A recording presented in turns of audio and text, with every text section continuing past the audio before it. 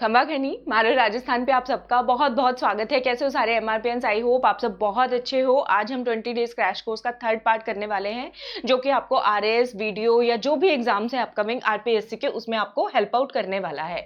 ठीक है, तो कोई भी परेशान नहीं होना। जो मैंने गैप लिया है उसकी जो है आज ये सारी कसर पूरी कर देंगे। इरिगेशन जो वाला जो हमारा मेन टॉपिक है उसको हम लोग आज मैं सोच रही हूँ एक ही वीडियो में कंप्लीट कर लेंगे। जो नए लर्नर्स हमारे साथ जुड़ रहे हैं, अभी तक हमारी एमआरपीएन फैमिली का हिस्सा नहीं बने हैं, तो चैनल को सब्सक्राइब करके हमारी एमआरपीएन फैमिली का हिस्सा बन जाए। मेरा नाम डॉक्टर तरुणा शर्मा है, अनअकैडमी प्लस पे एजुकेटर इन चीफ हूँ।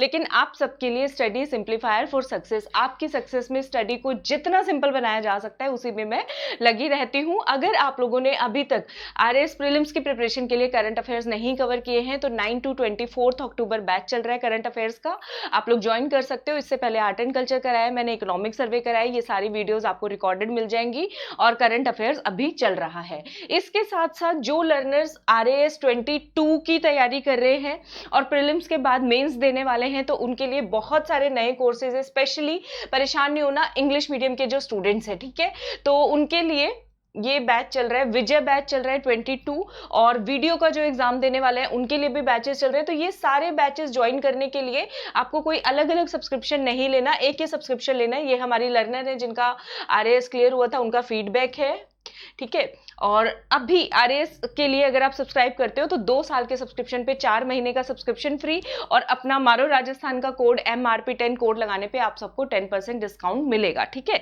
तो 1 साल या 2 साल का सब्सक्रिप्शन ले लीजिएगा, काफी हेल्पफुल रहता है। वहां पे टिप्स एंड ट्रिक्स निमोनिक्स के साथ आपको प्रिपरेशन कराई जाती है, ठीक है। MRP10 कोड लगाना मत भूलिएगा, और इसका लिंक भी मैं बकायदा आपको दूंगी कॉमेंट सेक्शन में, चैट में पिन करके, जहां पे ये कोड लगाया है 10% डिस्काउंट उसमें इंक्लूडेड है। आपको अलग से कुछ नहीं करना, जस्ट आपको प्लान चूज करना है और प्रोसीड टू पेमेंट पे जाके आप लोग प्लस को ज्वाइन कर सकते हैं, ठीक है। तो आज हम बात करते हैं इरिगेशन प्रोजेक्ट्स की। इंदिरा गांधी कैनाल प्रोजेक्ट हम लोग पढ़ रहे थे, इस पे मैंने आपको 7 लिफ्ट कैनाल्स याद करवा दिया था। एक छोटा सा पॉइंट जो आपको याद करना है, कंवरसेन लिफ्ट कैनाल जो है, जिसको हम Lunkaransar lift canal, Bikaner lift canal भी बोलते हैं, ये जो है सबसे लंबी और सबसे पहले बनाई जाने वाली लिफ्ट कैनाल में से एक है, अगर क्वेश्चन बाय चांस आपसे आता है। इसके साथ साथ इंदिरा गांधी कैनाल प्रोजेक्ट पे 3 जो है ड्रिंकिंग वाटर प्रोजेक्ट्स जो हैं वो चलाए जा रहे हैं, तो उनके बारे में डिटेल हम जानते हैं। तो उसमें से पहले प्रोजेक्ट का नाम जो है हमारा, वो कंवरसेन लिफ्ट प्रोजेक्ट ही है। अच्छा, अरे चले 1 सेकेंड, हाँ, उसका नाम कंवरसेन लिफ्ट प्रोजेक्ट ही है। First one to be constructed among 7 lift canal. Indira Gandhi canal project की जो 7 लिफ्ट कैनाल्स हैं उसमें से सबसे पहला बनने वाला भी यही है, सबसे लंबी कैनाल भी यही है। इसकी लेंथ जो है करीब करीब 179 किलोमीटर के राउंड है, ठीक है। ये लाइफलाइन है बीकानेर की। कहाँ से शुरू होती है? बिरदवल हेड से शुरू होती है। तो लोकेशन अगर आपसे पूछे कंवरसेन लिफ्ट कैनाल कहाँ से शुरू हो रही है, तो बिरदवल हेड से शुरू हो रही है, ठीक है। चलिए आगे देखते हैं। इसके अलावा दूसरा जो प्रोजेक्ट है इसमें वो है राजीव गांधी लिफ्ट कैनाल, जिसको हम जोधपुर लिफ्ट कैनाल भी बोलते हैं। अगर जोधपुर और ऐसे नहीं याद हो रहा तो देखिए, राजीव गांधी में भी DH आएगा और इसके अंदर जोधपुर में भी आपका DH आ रहा है, तो ये कॉमन है, तो आपको याद करने में, रिकॉल करने में पेपर में हेल्पफुल रह सकता है।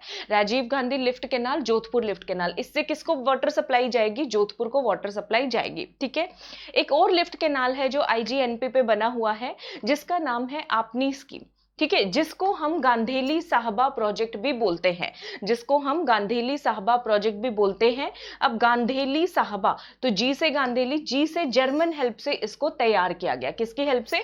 जर्मनी की हेल्प से इसको तैयार किया गया। इसमें बेनिफिशियरी डिस्ट्रिक्ट कौन कौन से हैं? हनुमानगढ़, चूरू और झुंझुनू, ठीक है, यानी शेखावाटी के 2 जिले और एक योद्धे रीजन का आ गया अपना, हनुमानगढ़, चूरू और झुंझुनू, ठीक है। तो ये थोड़ा सा आपको 1 सेकेंड, ये हाँ अब ठीक है, कुछ हट रहा था, हनुमानगढ़, चूरू और झुंझुनू, ठीक है। तो इनको बेनिफिट होने वाला है। तो ये 3 जो है लिफ्ट कैनाल ड्रिंकिंग प्रोजेक्ट है, जो कि इंदिरा गांधी कैनाल प्रोजेक्ट के ऊपर बनाए गए हैं, ठीक है।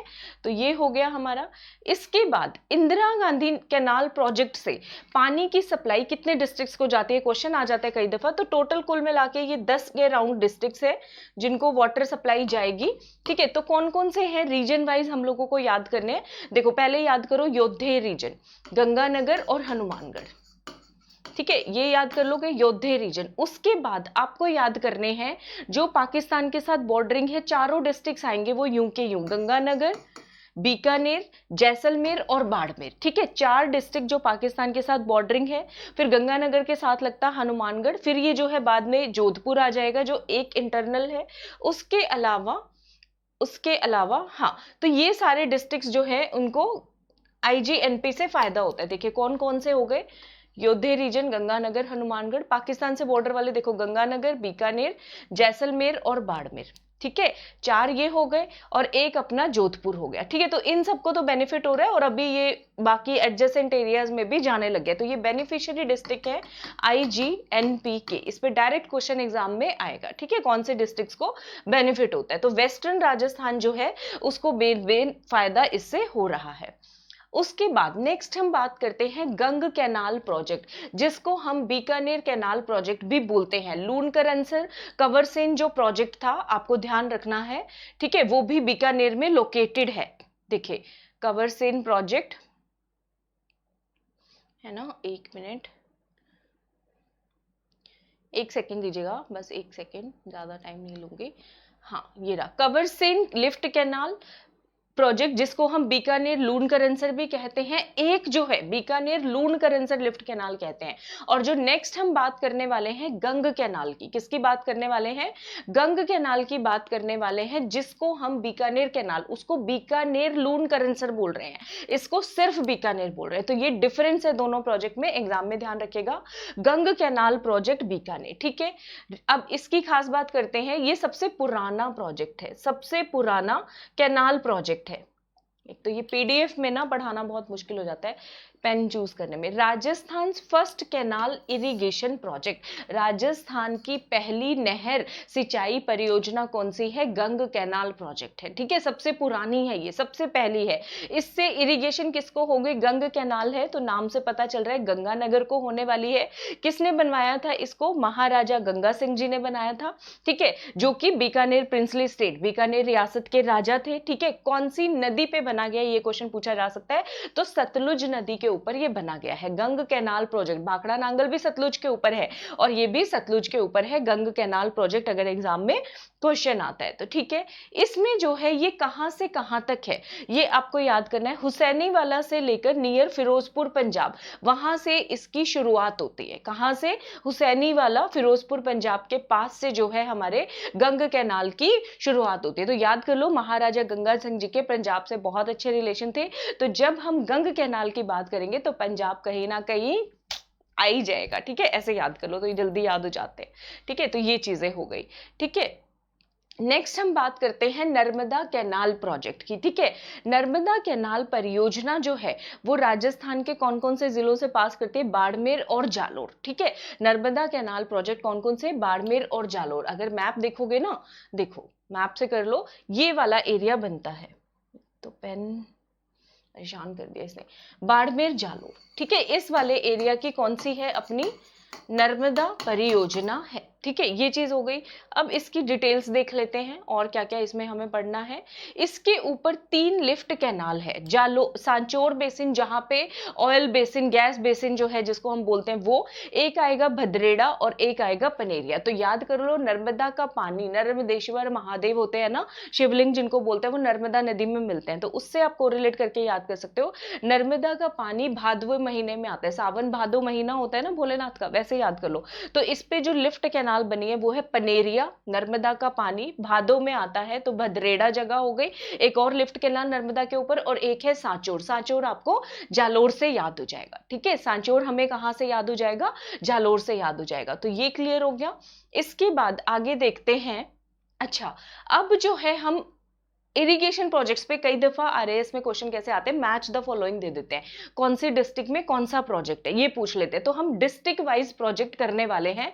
इससे पहले मैं आपको एक क्विक रिवीजन करा देती हूँ, क्योंकि एग्जाम में टाइम कम है, ताकि आप सुनो और आपको फैक्ट्स याद हो जाए। देखिए हमने क्या क्या किया है, इंदिरा गांधी कैनाल परियोजना के ऊपर 3 जो है ड्रिंकिंग वाटर प्रोजेक्ट्स है मेन। लिफ्ट कैनाल, कवरसेन लिफ्ट प्रोजेक्ट सबसे पहला, सबसे लंबा है, इसको बीकानेर की लाइफलाइन बोलते हैं, बिरदवाल हेड से शुरू होता है। दूसरे नंबर पे आएगा राजीव गांधी, जिसको हम जोधपुर लिफ्ट कैनाल बोलते हैं, जोधपुर को पानी सप्लाई होता है। तीसरा है आपनी स्कीम, गांधेली साहबा स्कीम, जोधपुर को पानी पहुंचेगा। और इसके साथ साथ हनुमानगढ़, चूरू और झुंझुनू, सॉरी जोधपुर को नहीं, हनुमानगढ़, चूरू और झुंझुनू को पानी पहुंचेगा और जर्मन हेल्प से इसको तैयार करवाया गया। उसके बाद इंदिरा गांधी कैनाल परियोजना से कौन कौन से डिस्ट्रिक्ट को पानी पहुंच रहा है, योधे रीजन, गंगानगर, हनुमानगढ़, पाकिस्तान से बॉर्डरिंग, गंगानगर, बीकानेर, जैसलमेर, बाड़मेर, साथ में एक इंटरनल वाला डिस्ट्रिक्ट और आएगा जिसका नाम है जोधपुर। तो इन डिस्ट्रिक्ट्स को आईजीएनपी से बेनिफिट होता है, ठीक है। उसके बाद गंग कैनाल प्रोजेक्ट, महाराजा गंगा सिंह जी जो हैं, पंजाब से बहुत अच्छा रिलेशन था, तो गंग कैनाल परियोजना, जिसको हम बीकानेर कैनाल परियोजना भी बोलते हैं, बीकानेर कैनाल प्रोजेक्ट भी बोलते हैं, ये राजस्थान का पहला कैनाल प्रोजेक्ट है। महाराजा गंगा सिंह जी ने शुरुआत की थी। कहां से शुरू होता है, पंजाब में फिरोजपुर के पास हुसैनी वाला से शुरू होता है, ठीक है। कौन सी नदी के ऊपर बना हुआ है, सतलुज नदी के ऊपर बना हुआ है, क्लियर है सबको, ठीक है। उसके बाद नर्मदा कैनाल प्रोजेक्ट, राजस्थान में कौन कौन से डिस्ट्रिक्ट्स को इससे बेनिफिट हो रहा है, बाड़मेर और जालोर से। 3 लिफ्ट कैनाल इसके ऊपर पड़ी हुई है। नर्मदा का पानी बड़ा भादों में आता है, नर्मदेश्वर महादेव पे चढ़ता है, ऐसे याद कर लो, पनेरिया, भद्रेड़ा और सांचौर, ठीक है, और सांचौर इसके अंदर आएगा, ठीक है। तो अब हम डिस्ट्रिक्ट वाइज बात करने वाले हैं, ठीक है। ये मैंने आपको पहले भी करा दिए, जो फर्स्ट पार्ट था, एक बार क्विक रिवीजन इसका हम लोग ले लेते हैं, ठीक है। 1 सेकेंड अगर आप लोग मुझे अलाउ कर दो, 1 सेकेंड बस, मेरे साथ आज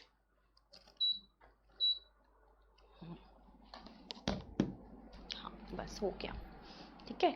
चले, तो हनुमानगढ़ के अंदर गढ़ में याद करना गांधी शब्द आएगा, और हनुमान जी का मुख जो है सिद्धमुख है, और जिसकी ब्रांचेस बहुत दूर दूर तक फैली हुई हैं। पहला पार्ट देखोगे तो उससे ये प्रोजेक्ट बहुत जल्दी याद हो जाएंगे, राजीव गांधी सिद्धमुख प्रोजेक्ट, ठीक है। और हनुमान जी भोलेनाथ के भक्त थे, हर हर महादेव। तो नौहर इरिगेशन प्रोजेक्ट कहाँ पे पड़ेगा, हनुमानगढ़ के अंदर। और सिद्धमुख रतनपुरा वितरिका, हनुमान जी का मुंह जो है शेर के मुख के समान, और हनुमानगढ़ से गांधी आपको याद करना है। तो राजीव गांधी सिद्धमुख प्रोजेक्ट, सिद्धमुख रतनपुरा वितरिका प्रोजेक्ट और नौहर इरिगेशन प्रोजेक्ट, ये तीनों प्रोजेक्ट कौन से जिले में लोकेटेड है, हनुमानगढ़ के अंदर लोकेटेड है, ठीक है।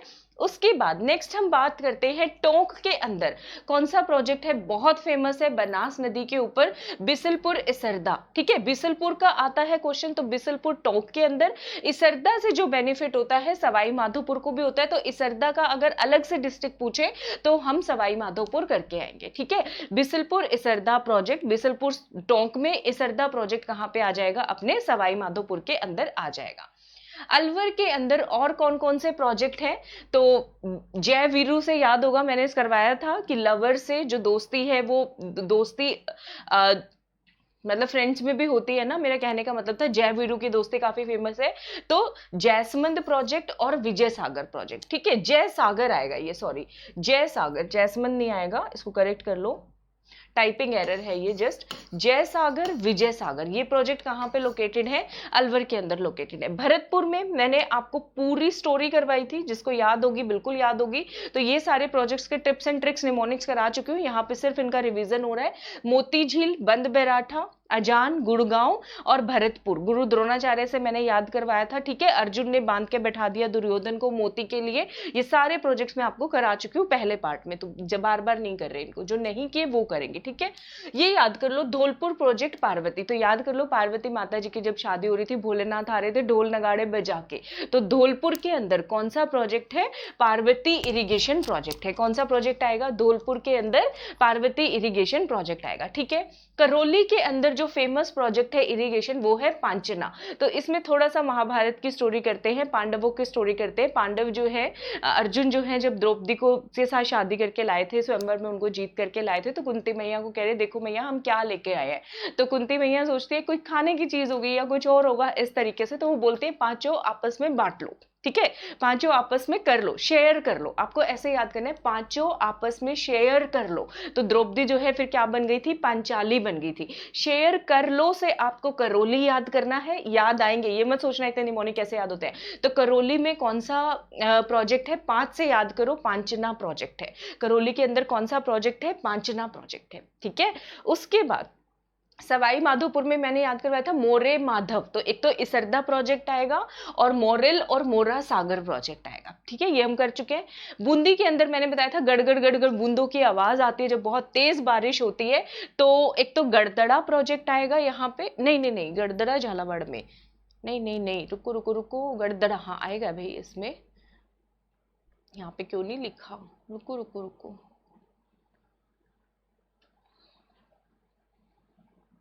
पता नहीं आएगा, पर गड़दड़ा प्रोजेक्ट जो है बूंदी के अंदर ही लोकेटेड है, ठीक है। हाँ, तो और उसके साथ साथ मैंने याद करवाया था मेज का डिजाइन बदल गया है, गाढ़े कलर की मेज की बूंदे हैं, मेज पे बूंदों वाले डिजाइन आते हैं, डॉट्स वाले। तो बूंदी के अंदर कौन सा प्रोजेक्ट आएगा, गूड़ा प्रोजेक्ट, ठीक है। बूंदी के अंदर कौन सा इरिगेशन प्रोजेक्ट आएगा, गूड़ा प्रोजेक्ट आएगा। गूड़ा मालानी एक मिनरल क्षेत्र है, वहां पे मिनरल मिलते हैं, खनिज मिलते हैं। गूड़ा मालानी याद कर लो, बाढ़ में कोई धंसता चला जाता है ना तो वो मैला हो जाता है, तो गूड़ा मालानी जगह जो है वो बाड़मेर के अंदर है, मिनरल एरिया है। तो गुड़ा नाम से बच्चों 3 प्लेसेस बनते हैं, देखो मैं अभी करवा ही देती हूँ, अगर एग्जाम में बाय चांस वो पूछ ले, अगर आज मुझे चोटें लगेंगी, गुड़ा मालानी, ठीक है। तो ये मिनरल एरिया है, यहाँ पे पेट्रोलियम या ऐसा कुछ मिलता है, पता नहीं क्या मिलता है यहाँ पे, ठीक है, वो मैं बता दूंगी अभी जब मिनरल्स कराऊंगी थोड़े टाइम बाद। तो बाड़मेर, ठीक है, मैले हो जाते हैं बाढ़ में गिरकर, तो गुड़ा मालानी प्लेस कहाँ पे है, बाड़मेर में। बूंदी याद करवाया मैंने आपको, टेबल जो आजकल बनती है उस पे लाइंस की जगह गाढ़े कलर के डॉट्स वाले डिजाइन आने लगे, गाढ़े कलर से याद कर लो गुड़ा। गुड़ा कहाँ पे लोकेटेड है, बूंदी में। एक आपको याद करना है गुड़ा किशोरी दास, ठीक है, क्या याद करोगे, गुड़ा किशोरी दास, ठीक है। तो गुड़ा किशोरी दास जो जगह है ये लोकेटेड है अलवर के अंदर। तो इसको कैसे याद करोगे, अलवर में सारे निमोनिक्स लवर्स पे हैं। लवर्स जो हैं कौन सी अवस्था में लोगों को ज्यादा प्यार होता है, किशोर अवस्था में ही होता है ना, तो किशोर अवस्था में जो प्यार होता है तो वो गुरु किशोरी दास जी के पास जाते हैं कि हमारी जो है लव मैरिज शैरिज हो जाए, ठीक है। तो उससे आप लोग याद कर सकते हो, अलवर के अंदर गुड़ा किशोरी दास है। यहाँ पे भी मिनरल्स मिलता है, ये दोनों मिनरल साइट्स है, मिनरल्स आएंगे तो सारी डिटेल इसमें करवा दूंगी, ठीक है। हाँ चले आगे देखते हैं। 12 के अंदर वीरा वाली सारी स्टोरी सुनाई थी, तो बिलास प्रोजेक्ट, बैंथली प्रोजेक्ट और परवान प्रोजेक्ट, ठीक है। इसके निमोनिक्स नहीं बता रही हूँ, पहली क्लास में कर चुके हैं। कोटा भी हम लोग कर चुके हैं, सावन भादो प्रोजेक्ट, हरिश्चंद्र सागर और चंबल प्रोजेक्ट। तो कोटा में याद करना, सावन भादो में बहुत बारिश आती है तो कोटा में बारिश का कोटा पूरा हो जाता है। तो कोटा के अंदर कौन कौन से इरिगेशन प्रोजेक्ट है, सावन भादो, हरिश्चंद्र सागर और चंबल प्रोजेक्ट लोकेटेड है, ठीक है। उसके बाद झालावाड़ में मैंने बताया था बच्चे खेल रहे हैं चंगिया चोली खेल के, छप छप छप की आवाज आ रही है, तो छापी और छोली प्रोजेक्ट, ये प्रोजेक्ट कहाँ पे लोकेटेड है, झालावाड़ के अंदर लोकेटेड है, ठीक है। ये हो गया। चित्तौड़गढ़ में तो पूरी मुगले आजम महाराणा प्रताप बताया था, महाराणा प्रताप बहुत गंभीर है और अकबर को देख के टेंशन हो रही है, अरे अरे चिल्ला रहा है, तो याद कर लो ओरई और गंभीरी, ठीक है। इसके साथ साथ चित्तौड़गढ़ में राणा प्रताप सागर प्रोजेक्ट तो होना ही है। कौन सी नदी के ऊपर है राणा प्रताप सागर प्रोजेक्ट, बताओ मुझे जरा कमेंट सेक्शन में लिख के बताइएगा। फिर महाराणा प्रताप राजपूतों की आन बान शान है जख्मी होना, महाराणा प्रताप जख्मी होते रहते हैं, तो प्रतापगढ़ के अंदर जाखम प्रोजेक्ट है, माही की सहायक नदी भी है जाखम, ठीक है, ये आपको याद हो गया। डूंगरपुर मैंने बताया था कालीबाई जी भील के भाई को भूख लगी है, सोम कमला अंबा उनके लिए जो है साग वगैरह लेकर के आएंगे और उनको मक्की की रोटी सरसों का साग खिलाएंगे, तो उससे याद कर सकते हो। डूंगरपुर में प्रोजेक्ट है भीखा भाई सगवाड़ा, सोम कमला अंबा, ठीक है। अच्छा, इसकी पीडीएफ जो है मैं आपको दे चुकी हूँ, शेयर कर चुकी हूँ टेलीग्राम पे, जिन्होंने अभी तक नहीं ली है डिस्क्रिप्शन में टेलीग्राम का लिंक है, ले लेना। एक और पीडीएफ रहती है मेजर इरिगेशन प्रोजेक्ट्स की, उसकी मैं आज अपलोड कर दूंगी आप लोगों के लिए, ठीक है। नहीं करूं तो रिमाइंडर भेज भेज के मुझे तंग कर दिया करो, फिर तो मैं डाल ही दूंगी, भूल जाती हूँ बस मैं, इतनी सी गड़बड़ हो जाती है, और कोई बात नहीं है, बाकी सब आप लोगों के लिए कंटेंट है। उदयपुर के अंदर जो है कौन कौन से प्रोजेक्ट हैं, ठीक है। सोम कागदर मैंने बताया था, सोम जो है बीछा मेड़ा की पहाड़ियों से सोम नदी निकलती है, महाई की सहायक नदी है, तो सोम कागदर पिकअप डैम है, याद रखना कैसा डैम है, पिकअप डैम है। और यहाँ पे कौन कौन से हैं, जैसमंद, जैसमंद याद रखोगे रखोगे उदयपुर में, मानस वकाल याद रखोगे और देवास। ठीक है, तो उदयपुर के अंदर जितने भी मानस मनुष्य रहते हैं देवता के समान है। ठीक है, मेवाड़ है ना अपना, याद कर लो। ठीक है, तो जैसमंद याद रखना है आपको, सोमकागदर पिकअप डैम है। ठीक है, मानस वकाल और देवास सेकंड। तो ये सारे इरिगेशन प्रोजेक्ट्स कहाँ मिलेंगे हमें? उदयपुर के अंदर मिलेंगे। राजसमंद में मैंने बताया था राजकुमार जो है मैया उनको बड़े नंद गोपाल की तरह रखती है, तो ऐसे याद कर लो, राजसमंद के अंदर नंदसमंद प्रोजेक्ट है। ठीक है, हाँ, राजसमंद के अंदर नंदसमंद प्रोजेक्ट है, याद कर लोगे। उदयपुर में है, जैसमंद में कंफ्यूज मत कर देना, जैसमंद मुझे लगा था राजसमंद में है, उदयपुर के अंदर लोकेटेड है। ठीक है, अगर इसमें और कोई क्लैरिफिकेशन चाहिएगा शॉर्ट्स बना के मैं क्लैरिफाई कर दूंगी, परेशान नहीं होना किसी ने। ठीक है, भिलवाड़ा के अंदर मैंने बताया था, भिलवाड़ा के लोग जो है पूरी एक कोठी बना रखे, उसमें वेपन्स है महाराणा प्रताप की सुरक्षा के लिए। ठीक है, और उस वेपन्स तक पहुंचने के लिए, ठीक है, मेज लगानी पड़ती है और दीवार फांदनी पड़ती है, तब उस पर पहुंचा जाता है। तो भिलवाड़ा के अंदर मेजा डैम है, मेज नदी नहीं है। मेज नदी चंबल की सहायक नदी है, वो बिल्कुल अलग है, याद कर लो। एग्जाम में क्वेश्चन आए मेजा डैम और मेज नदी, ध्यान से पढ़ना है, पूछा क्या है। तो भिलवाड़ा के अंदर क्या है? मेजा डैम है। और भिलवाड़ा के लोग बहुत अडिग हैं तो अडवान, और जो है खारा पानी पिला देंगे दुश्मन आएंगे तो खारी प्रोजेक्ट। ये तीनों प्रोजेक्ट कहां पे लोकेटेड है? भिलवाड़ा के अंदर। पाली हम कर चुके हैं, जवाई सही हो चुका, दोबारा नहीं करा रहे। जालोर के अंदर जो है कौन सा है? बांकली, नर्मदा। ठीक है, और एक और था जो मैंने आपको पहले करवाया था, बिल्कुल सूख के काटा हो गई है, एक और प्रोजेक्ट था पहले पार्ट में कराया था, वो भी देख लेना, बांकली और नर्मदा प्रोजेक्ट। ठीक है, सिरोही के अंदर वेस्टर्न बनास है।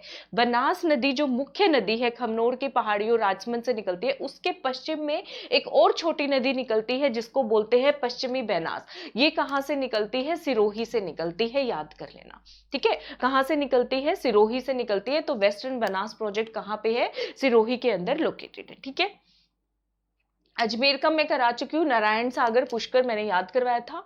जोधपुर के अंदर जसवंत सागर पिचियक डैम। ठीक है, जसवंत सागर पिचियक डैम जो है कौन सी नदी के ऊपर बना हुआ है? जोजड़ी नदी के ऊपर। देखो जोधपुर जोजड़ी नदी, जोजड़ी नदी जो है हमारी, वो जो है याद कर लोगे, बहुत आसान है, मुश्किल नहीं है। मैं आपको कोई ऐसी मुश्किल चीज नहीं करा रही जो एग्जाम टाइम में आपको याद ना हो। जोधपुर में जोजड़ी नदी के ऊपर, ठीक है, जो प्रोजेक्ट बना हुआ है जसवंत सागर डैम, पिचियक डैम। जोजड़ी जो है वो लूनी नदी की अकेली ओनली राइट हैंड साइड की ट्रिब्यूटरी है। ठीक है, दाएं हाथ की ट्रिब्यूटरी है, दाई तरफ की राइट साइड ट्रिब्यूटरी। ठीक है, याद कर लोगे। हाँ, तो जसवंत सागर जोधपुर जोजड़ी। ठीक है, अगर फिर भी नहीं याद रह रहा कि राइट साइड के, तो जोजड़ी में देखो लास्ट में RI आ रहा है, तो इसको कर दो, जो जोड़ लगा है फेविकोल का बिल्कुल राइट लगा है। ठीक है, तो उससे भी आपको याद हो जाएगा, जोजड़ी नदी लूनी नदी की अकेली ओनली राइट हैंड साइड की ट्रिब्यूटरी है। सबको याद हो गया? ठीक है, चले आगे चलते हैं। वीडियो पसंद आ रहा हो तो लाइक सब्सक्राइब शेयर जरूर कर दीजिएगा। ठीक है, और अपने कमेंट जरूर दिया करें, मुझे बहुत अच्छा लगता है, मैं पर्सनली आप सबके कमेंट्स पढ़ती हूँ। ये मेरे बारे में इंट्रो है, थोड़ा सा PDF मिलेगा, उसमें पढ़ लीजिएगा। चले आगे चलते हैं। ये मैंने इंडियन पॉलिटी के कुछ नोट्स जो हैं एक दफा क्रैश कोर्स में कराए थे 2018 के प्रीलिम्स में, आप लोग बोलोगे आपको भी करा दूंगी। ठीक है, बता दीजिएगा मुझे। हाँ, अब हम इरिगेशन प्रोजेक्ट्स इन राजस्थान जो हैं इसका थोड़ा सा ओवरव्यू ले लेते हैं, अगर बाय चांस यहां से हमारे क्वेश्चन आते हैं तो। ठीक है, 1 सेकेंड देना बस मुझे, आज मैं थोड़े ब्रेक ज्यादा ले रही हूँ, पानी पीना पड़ रहा है मुझे। 1 सेकेंड दीजिएगा, वेट कर लो, तब तक लाइक कर दो, सब्सक्राइब कर लो, शेयर कर दो। 1 सेकेंड बच्चों।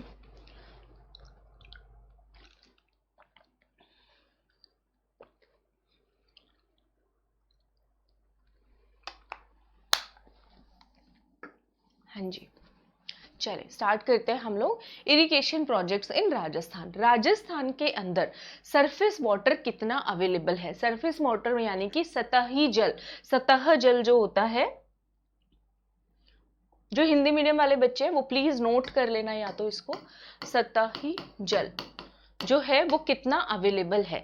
देखो पानी की जो मेजरमेंट की यूनिट आपको मिलेगी, सबसे पहले आप वो याद कर लो, या तो लाख एकड़ फीट मिलेगी जिसको हम LAF बोलते हैं, और एक डेसिमल इसमें आगे लग जाएगा, मतलब ये 158.60 है, अगर हम इसको 15.86 करेंगे तो ये मिलियन में कन्वर्ट हो जाएगा, तब वो हो जाएगा MAF।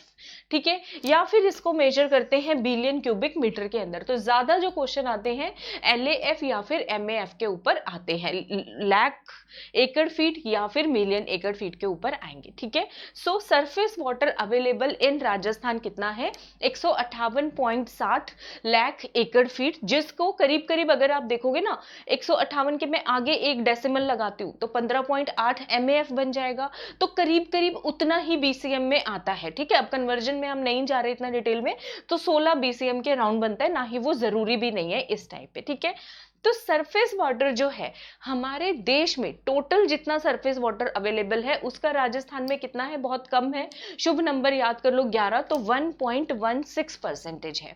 कितना बनता है, 1.16% बनता है। ठीक है, उसके साथ साथ राजस्थान इरिगेटेड एरिया कॉन्स्टिट्यूट, अब राजस्थान में जो सरफेस वाटर अवेलेबल है वो तो बहुत कम है 1.16%, लेकिन जो सिंचाई की जरूरत पड़ेगी, जो सिंचित एरिया है, जितने एरिया के ऊपर इरिगेशन होती है, सिंचाई होती है, तो वो कितना है 9.2%। तो याद कैसे करोगे, देखो याद करने का बड़ा अच्छा सा तरीका बताती हूँ मैं आपको, निमोनिक बताती हूँ।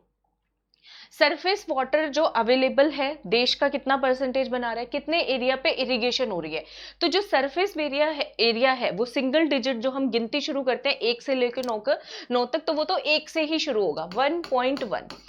ठीक है, फिर सिंगल डिजिट जो है 10 आने से पहले गिनती किस पे खत्म हो रही है, 9 पे खत्म हो रही है, और यहाँ पे आपको ये 9.2 करना है। अब याद हो जाएंगे, अब तो नहीं भूलोगे, 1 से लेकर 9 तक का डेटा है, ऐसे याद कर लो। तो सरफेस वाटर अवेलेबल है 1.16%। ठीक है, और इरिगेटेड एरिया जो हम कॉन्स्टिट्यूट करते हैं हमारे देश के ज्योग्राफिकल एरिया का, तो वो है 9.2%। ठीक है, हमारे देश के जितने एरिया में सिंचाई होती है उसके 9.2% हिस्से में राजस्थान में होती है। ठीक है, क्लियर है सबको, ये चीज आई थिंक याद हो गई होगी। ठीक है, और अगर मैं एक ही बात 2 बार रिपीट करूं तो आप ये मान लेना कि ये होगा जब एग्जाम टाइम आ जाता है, तो मैं सोचती हूँ थोड़ा ज्यादा रिवीजन करा दूं ताकि आप लोगों का घर पे टाइम वेस्ट ना हो। ठीक है, तो माइंड मत करना। ठीक है, चले आगे देखते हैं, surface water available from neighbouring states. अब इतना पानी हमारे यहाँ पे तो कम है, तो हमें दूसरी स्टेट से प्रोजेक्ट्स के थ्रू लेना ही पड़ेगा, बांध बना के या रिवर्स के थ्रू जैसे तैसे मैनेज करेंगे हम लोग। तो हमें दूसरी स्टेट से जो अवेलेबल है वो कितना है, जितना हमारे यहाँ पे अवेलेबल है ना 157 लाख फीट, तो उसमें 10 पॉइंट कम कर दो, कितना हो जाएगा 147, तो करीब करीब उतना अवेलेबल है। नेबरिंग स्टेट से, पड़ोसी राज्यों से हमें कितना सतही जल प्राप्त होता है, तो 145 लाख हेक्टेयर फीट। ठीक है, यानी एकड़ फीट, 145 लाख एकड़ फीट। ठीक है, और अगर इसको BCM में कन्वर्ट करते हैं तो ये देख लो 17.88 बन रहा है। मैं कहूंगी ये वाला याद कर लो, मिलियन एकड़ फीट 14.5। ठीक है, बस मिलियन में एक डेसिमल आगे लग जाता है, दैट्स इट। ठीक है, तो 145 लाख एकड़ फीट, मिलियन की बात करें तो 14.5 MAF जो है ये अपना हो जाएगा। क्लियर है सबको यहाँ तक? चले आगे देखते हैं और क्या क्या है, लेट्स सी। हाँ, अब ये एक लैंडमार्क क्वेश्चन है जो आपसे RPSC कई दफा जो है इरिगेशन वाले चैप्टर में देखा गया है कि जो कि पूछा जाता है। ठीक है, लैंडमार्क क्वेश्चन है, 1 मिनट, ये झंडू बाम सारे मेरे साथ होने होते हैं, रुको सॉरी।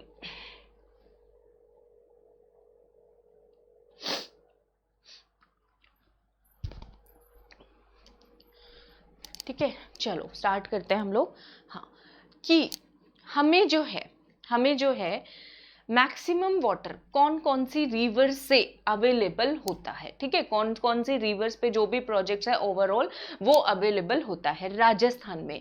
तो पहला इसमें आपको याद करना है, पहला इसमें हम लोग पहले हम रिवर्स के नेम याद करेंगे जिनसे हमें मैक्सिमम वाटर मिलता है। तो याद कर लो, सबसे पहला प्रोजेक्ट कहाँ से आया था, गंगा नहर परियोजना थी जो सतलुज नदी पे बना हुआ था पंजाब से।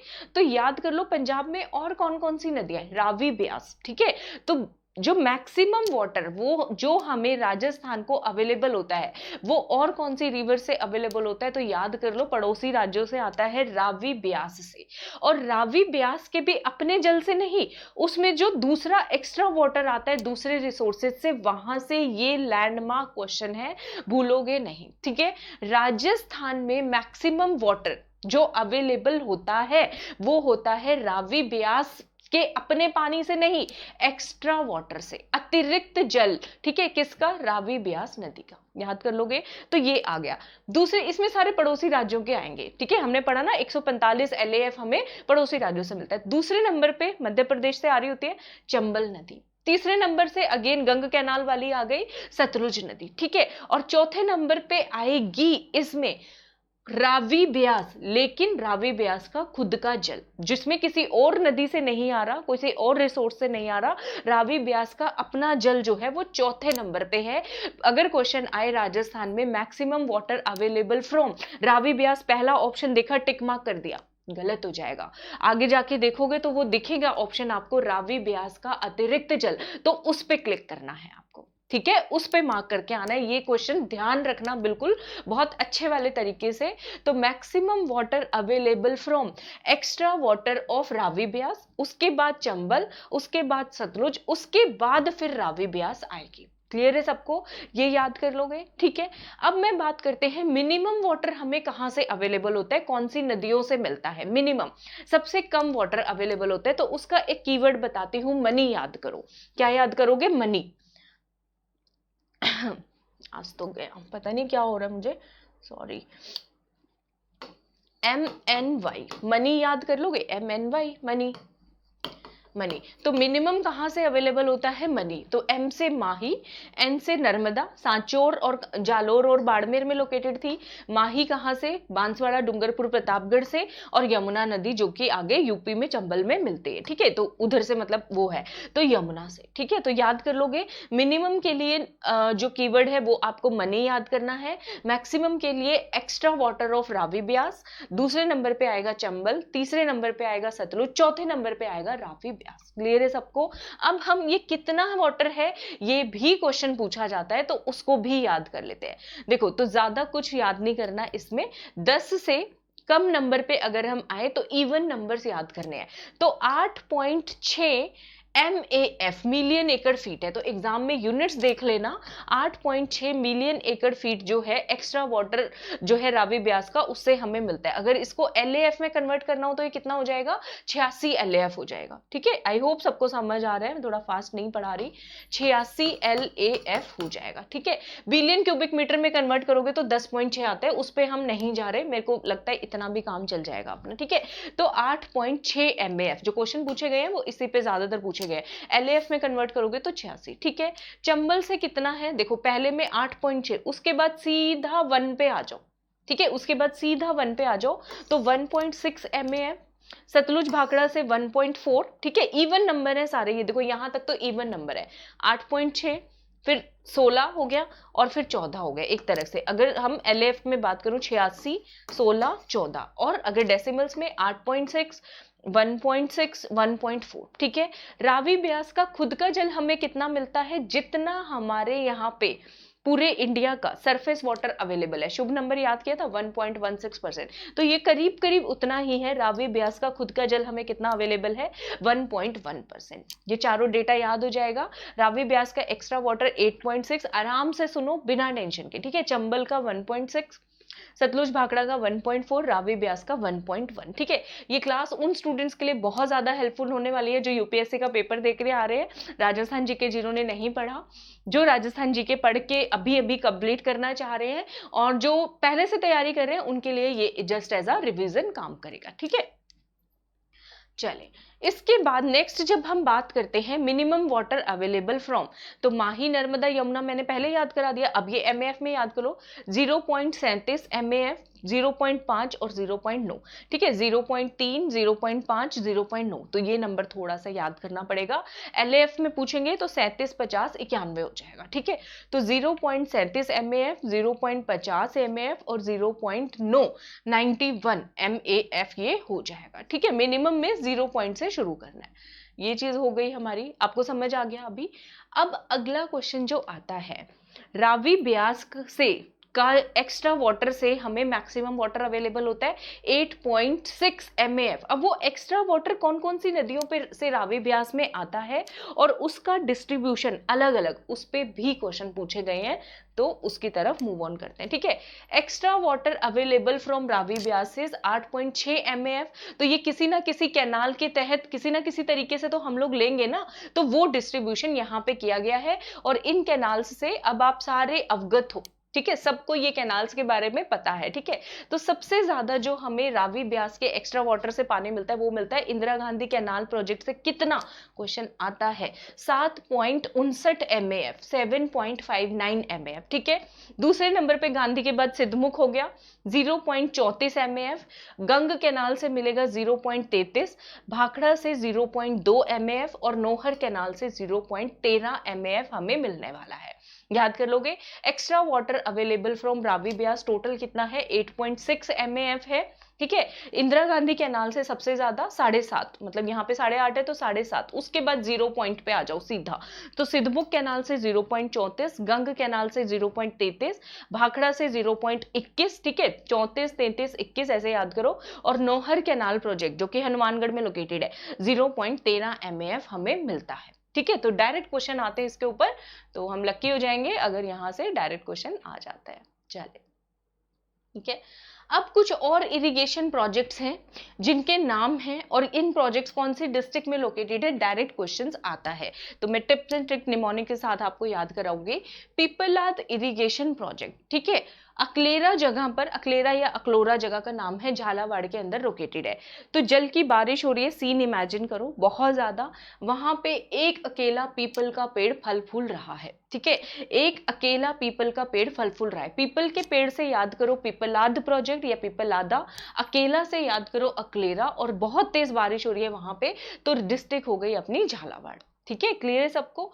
उसके बाद जो है गागरीन प्रोजेक्ट, ठीक है, ये कहां पे है, जब जल की बारिश हो रही है बहुत ज्यादा तो गागर में सागर हो गया, ऐसे याद करो। तो झालावाड़ के अंदर ही गागरीन प्रोजेक्ट है, और जब जल की बारिश हो रही है तो चंगिया चोलिया पहन के, मैंने याद करवाया झालावाड़ में छापी प्रोजेक्ट, चोली प्रोजेक्ट है, याद करवाया ना। तो वो जब डांस कर रहे हैं तो कौन सा गाना गा रहे हैं, आहू आहू वाला गाना गा रहे हैं, ठीक है। तो उससे याद करो गागरीन प्रोजेक्ट आहू नदी के ऊपर झालावाड़ में लोकेटेड है, ठीक है। इतने आपको बस याद करना है, आप सुन लोगे मेरी बात तब भी आपको याद हो जाएगा, ठीक है। राजगढ़ प्रोजेक्ट कहां पे है, ये भी झालावाड़ के अंदर लोकेटेड है, और सब राज कर रहे हैं बहुत अच्छे तरीके से क्योंकि बारिश हो रही है झालावाड़ में सबसे ज्यादा। तो आहू नदी के ऊपर कंथारी पे झालावाड़ के अंदर ये प्रोजेक्ट लोकेटेड है, ठीक है। राजगढ़, तो झालावाड़ के चापी, चोली, पीपलाद, गागरीन और राजगढ़ प्रोजेक्ट हो गए, ठीक है। उसके बाद ये क्वेश्चन तो अभी कॉलेज लेक्चरर में भी आया, बच्चों ने मुझे बड़े कॉमेंट किए, याद था सबको। कोटा को उल्टा कर दो, टोका बन जाएगा। टोका से याद कर लो, जो टकला होता है उसको सब टोकते हैं, जो टकला होता है उसको सब टोकते हैं, ठीक है। अब डिस्क्लेमर साथ में, किसी को ऑफेंड नहीं करनी, मैं जस्ट आपको निमोनिक्स बता रही हूँ। तो कोटा का जो प्रोजेक्ट है, कोटा के अंदर उस प्रोजेक्ट का नाम है, टकले से याद कर लो टकली, ठीक है। और ये कॉलेज लेक्चरर में सारे बच्चे सही करके आए, सबको निमोनिक याद भी था ये, ठीक है। तो टकली प्रोजेक्ट कहाँ पे लोकेटेड है, अब इसको हिंदी में तकली भी बोलते होंगे, ठीक है। तो कोटा के अंदर लोकेटेड है, ठीक है। अब 12 के अंदर कौन से प्रोजेक्ट है, मैंने आपको सारे याद कराए थे। 12 के अंदर 12 खत्म हो रहा है अपना AN पे, अंता प्रोजेक्ट मैंने याद करवाया था, 12 अंता मैंने बताया था, याद कर लो। फिर मैंने बताया था आंत से इंटेस्टाइन पे इफेक्ट कब पड़ता है, जब गणेश उत्सव मना रहे हैं। तो 12 के अंदर इससे पहले गणेशगंज प्रोजेक्ट करवाया था, ठीक है। गणेश उत्सव पे सब लोग क्या खा रहे हैं, श्रीखंड खा रहे हैं, श्रीखंड से मैंने याद कराया था। 12 के अंदर सोरखंड प्रोजेक्ट लोकेटेड है, ठीक है। और क्या खा रहे हैं, कचौरी खा रहे हैं, कचौरी से मैंने याद कराया था 12 के अंदर कचारी प्रोजेक्ट लोकेटेड है, ठीक है। अब जब इतना सब कुछ खा लिया गणेश उत्सव में, अब कुछ डाइजेस्ट करने के लिए तो लोग है ना, कुछ तो कंज्यूम करोगे, ठीक है, डाइजेस्ट करने के लिए। तो सबसे अच्छा डाइजेस्टर क्या होता है, छाछ, जिसको हम बोलते हैं लस्सी। तो ये सब खाने पीने के बाद जो है 12 ग्लास लस्सी के पिए जा रहे हैं, कितने, 12 ग्लास, 12 ग्लास लस्सी के पिए जा रहे हैं, ठीक है। तो उससे याद कर लो 12 के अंदर जो प्रोजेक्ट लोकेटेड है उसका नाम है लासी प्रोजेक्ट। उसका क्या नाम है? उसका नाम है लासी प्रोजेक्ट। भूलोगे तो नहीं, याद कर लोगे? चलो बताओ मुझे इसी बात पे। हाँ देखो, मैं बोल रही थी ना, बूंदों की बारिश होने वाली होती है जब बादल से गड़गड़ गड़गड़ आवाज आती है पहले, तो बूंदी के अंदर गड़दड़ा प्रोजेक्ट है। बोल रही थी ना, अभी आएगा, मुझे दिखाई नहीं दे रहा था उस टाइम, ये रहा, ठीक है। तो गड़दड़ा प्रोजेक्ट जो है ये कहाँ पे लोकेटेड है? इसमें झालावाड़ मत करके आना, याद करो बूंदाबांदी होने वाली है, बादलों से गड़गड़ की आवाज आ रही है, तो ये भी कॉलेज लेक्चरर में आया था अभी। तो बूंदी के अंदर जो है कौन सा प्रोजेक्ट है? गड़दड़ा प्रोजेक्ट। और कौन सा है? जब पता चल रहा है बारिश होने वाली है, राजस्थान में बारिश हो तो खूब खुश होंगे ना, सब मंगल गान करने लग जाते हैं। तो मंगली डूंगरी प्रोजेक्ट, ठीक है। गणेशी नाला प्रोजेक्ट जो है, गणेशी नाला रिवर, ये भी बूंदी के अंदर है, ये याद कर लेना, गणेशी नाला नदी के ऊपर है ये, ठीक है। गणेशगंज प्रोजेक्ट 12 के अंदर, गणेशी नाला रिवर पूछे तो बूंदी के अंदर है, ठीक है। याद कर लोगे? भूलोगे तो नहीं, भूलना नहीं है, लाइक सब्सक्राइब शेयर करना मत भूलना, वो भी नहीं भूलना, ठीक है। हाँ चले नेक्स्ट टॉपिक करते हैं। हाँ, सोर्सेज ऑफ इरिगेशन, ठीक है, ये करते हैं। और ये आसान टॉपिक है, ये बहुत आसान, इसमें आपको कोई परेशानी नहीं होने वाली किसी को भी। बस हो गया। फिर उसके बाद क्या टॉपिक आ रहा है एक बार मुझे देख लेने दो। ये मैंने आपको कराई दिया भाखड़ा नांगल सेकंड पार्ट में, तो थोड़ा सा रह गया, कर ही लेते लगे हाथ। फिर नेक्स्ट क्लास में मैं नया टॉपिक कराऊंगी आपको, ठीक है। चलो हाँ ये तो कर लिया। हाँ यहाँ से शुरू करते हैं, ठीक है। अब हमारे यहाँ पे सोर्सेज ऑफ इरिगेशन, राजस्थान में सिंचाई के स्रोत। सिंचाई हमने पढ़ा राजस्थान में कितनी होती है, कितने इरिगेटेड एरिया पे होती है। इंडिया की अगर हम बात करें तो मैंने आपको याद करवाया है 9.2% एरिया जो है हमारे यहाँ पे इरिगेटेड एरिया है इंडिया के कंपैरिजन में, ठीक है। अब जो है सोर्सेज ऑफ इरिगेशन की बात करते हैं। इरिगेशन सिंचाई के जो जो स्रोत हैं उनका कितना कितना परसेंटेज है। पहला क्वेश्चन आएगा, राजस्थान में सबसे ज्यादा सिंचाई किस चीज के द्वारा होती है, कौन से माध्यम से होती है, कौन से सोर्स से होती है? तो इसका आंसर है वेल्स एंड ट्यूबवेल्स, ठीक है। वेल्स एंड ट्यूबवेल से मैक्सिमम इरिगेशन होगा कितना? 60 to 70%। कितना होगा? 60 to 70% मैक्सिमम इरिगेशन होगा, ठीक है। अगर आपको लगता है इंग्लिश मीडियम कंटेंट वाले स्टूडेंट जो हैं उनके लिए कंटेंट कम अवेलेबल है और ये किसी को भी हेल्प हो सकती है, तो इसमें कुछ आपको पॉजिटिव माइंडसेट के साथ अपने फ्रेंड्स के साथ ये वीडियो जरूर शेयर कीजिएगा, ठीक है। इसको शेयर करना ना भूलिएगा। चले, तो वेल्स एंड ट्यूबवेल्स में 60-70%। दूसरे नंबर पे आती है कैनाल्स, ठीक है। अगर आपको लगे कैनाल से सबसे ज्यादा होती है, नहीं, सबसे ज्यादा वेल्स एंड ट्यूबवेल से होती है 60 to 70%, ठीक है। आज तो एक मिनट कोल्ड सा हो रहा है मुझे। हाँ, वेल्स एंड ट्यूबवेल से 60 to 70%। कैनाल्स से कितना हो रहा है? 27 से 30%, ठीक है। तो कैनाल से तो 1/3 ही है, याद रख लो, 27 से 30%। पोन्स से कितनी, तालाबों से कितनी सिंचाई होती है? 1 से 2%, और बाकी जो दूसरे रिसोर्सेज हैं उनसे 1%। तो सोर्सेज ऑफ इरिगेशन याद हो गया। अगर क्वेश्चन आएगा तो कर रहा होगे। मैक्सिमम इरिगेशन जो है राजस्थान को मिलता है वेल्स एंड ट्यूबवेल्स यानी कि कुएं और नलकूपों के द्वारा 60 से 70%। दूसरे नंबर पे नहरों के द्वारा, कैनाल्स के द्वारा 27 से 30%। तीसरे नंबर पे पॉन्ड्स के द्वारा यानी कि तालाब 1 से 2%, और दूसरे बाकी रिसोर्सेज से 1% तक होती है, ठीक है। चलो आगे देखते हैं। अब जो है अलग अलग रिसोर्सेज से जो मैक्सिमम इरिगेशन है वो कौन से जिले को मिलती है? तो वेल्स एंड ट्यूबवेल से, ठीक है। मतलब ये जो 60 से 70% कॉन्स्टिट्यूट कर रहा है अपना, ठीक है, एक second, 60 to 70% wells and tube well से हो रही है। तो इन वेल्स एंड ट्यूबवेल से सबसे ज्यादा इरिगेशन कौन से डिस्ट्रिक्ट को जाती है कुएं और नलकूपों से? तो जयपुर को जाती है। अब कैनाल्स की बात करें तो इंदिरा गांधी कैनाल, आप सबको पता है, गंगानगर हनुमानगढ़ से होकर गुजरना है। तो सबसे ज्यादा नहरों से इरिगेशन जो मिलती है वो गंगानगर को मिलती है। और तालाबों से सबसे ज्यादा इरिगेशन जो मिलती है अपने ट्राइबल बेल्ट, आदिवासी बेल्ट यानी कि भिलवाड़ा और साउथ ईस्टर्न राजस्थान यानी कि दक्षिण और दक्षिण पूर्वी राजस्थान को मिलती है। ये पॉइंट्स याद कर लोगे। सबसे ज्यादा इरिगेशन अलग अलग रिसोर्सेज से अपने राजस्थान में कौन कौन से जिले को मिलती है? सो वेल्स एंड ट्यूबवेल से तो जयपुर अपना कैपिटल आ जाएगा, कैनाल्स में गंगानगर आ जाएगा, और पोन्ट्स की बात करें तो भिलवाड़ा और साउथ ईस्टर्न राजस्थान आ जाएगा, ठीक है। अब जो है मैक्सिमम इरिगेटेड डिस्ट्रिक्ट सारे सोर्सेज से मिला मिलू के, ठीक है, पूरे राजस्थान के अंदर कितना क्षेत्रफल एरिया कौन से डिस्ट्रिक्ट का सबसे ज्यादा सिंचित होता है, चाहे वो नहरों से हो, चाहे वेल्स ट्यूबवेल से, चाहे पोर्ट से, किसी से भी हो, तो उसके अंदर मैक्सिमम इरिगेटेड डिस्ट्रिक्ट में आएगा योधे रीजन, यानी कि गंगानगर और हनुमानगढ़, उत्तरी राजस्थान इसमें बाजी मार के लेके जा रहे हैं। ठीक है, ऐसे याद करो, मैक्सिमम इरिगेटेड कौन सा आएगा, गंगानगर और हनुमानगढ़। ठीक है, मैक्सिमम इरिगेटेड क्रॉप्स, वो फसलें जिनको सबसे ज्यादा सिंचाई की जरूरत होती है, तो उसमें कौन कौन सी आती है, वीट, राई, मस्टर्ड, ठीक है, गेहूं, राई, सरसों, कॉटन यानी कि कपास, और ग्राम यानी कि चना। ठीक है, मैक्सिमम इरिगेटेड क्रॉप्स, वो क्रॉप्स जिनको सबसे ज्यादा इरिगेशन की जरूरत पड़ती है, वीट, राई, मस्टर्ड, कॉटन एंड जो है ये क्या आ गया अपना ग्राम। ठीक है, यानी कि चना, ये इसके अंदर आएगा। ठीक है, अब मिनिमम इरिगेटेड डिस्ट्रिक्ट, सबसे कम सिंचाई कौन से डिस्ट्रिक्ट में होती है, तो याद कर लो राजसमंद जो है ना,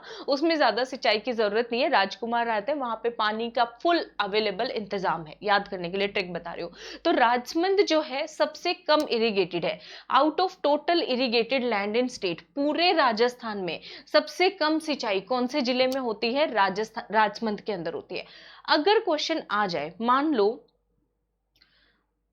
कि अगर डिस्ट्रिक्ट बेसिस पे वो पूछने लग जाए, ये तो हमने बात की है राजमंद, राजस्थान के 33 जिले हैं, 33 में से सबसे कम सिंचाई कोस में होती है राजसमंद में।